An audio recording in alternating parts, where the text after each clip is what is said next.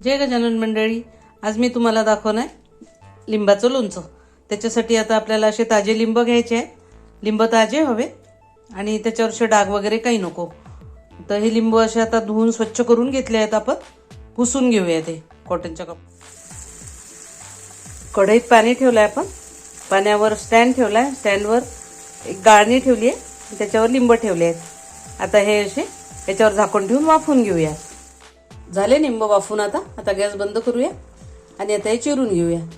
छान असे वाफवल्या गेल्यामुळे ते मऊ झाले। असे वाफवून घेतले आपण लिंब। आता ते वाफवल्यामुळे मऊ झाले, त्यामुळे त्याच्या अशा चिरायला एकदम तर काही त्याच्या फोडी झाल्या नाही, वाकडे तिकडे झाल्या थोड्या, पण ठीक आहे ना। त्या पाकात मुरल्या की खूप छान लागतात।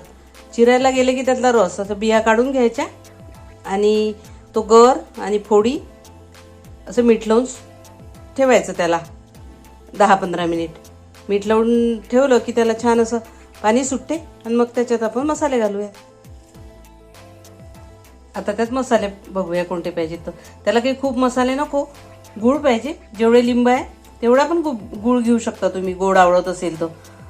थोडं लाल तिखट, जिरे पावडर आणि मीठ। आता उपवासाला खायचं म्हणजे मी एवढेच मसाले घेतले। तुम्ही यात धने जिरा पावडर किंवा हळद असे अजून मसाले ॲड करू शकता। लवंग आवडते कोणाला, जे तुम्हाला मसाले। आता हे उपवासाचं आहे म्हणून मी याच्यात एवढे मोजकेच मसाले घेतले, पण तुम्ही टाकू शकता। धने पावडर टाकू शकता, हळद पण टाकू शकता रंग यासाठी। पण या गुळामुळे तिखटामुळे त्याला तसा पण रंग छान येतो। इतकं साहित्य पाहिजे त्याला। सर्व साहित्य टाकून त्याच्यात असं फिरवून घ्यायचं। गुळामुळे लाल तिखटामुळे त्याला बघा किती छान रंग आला। हळदीची तशी काही गरज नाही, पण तुम्हाला वाटलं तर तुम्ही टाकू शकता। असा सुंदर कलर येतो।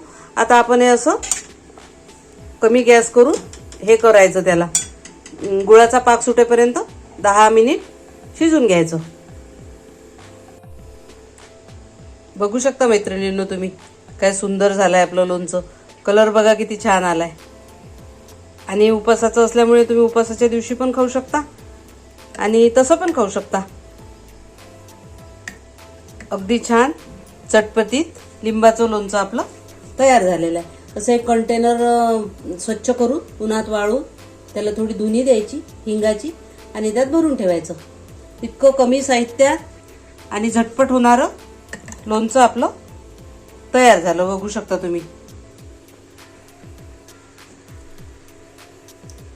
आवडलीशी लोणच्याची रेसिपी तर सबस्क्राईब केलं नसेल तर सबस्क्राईब करा, लाईक करा।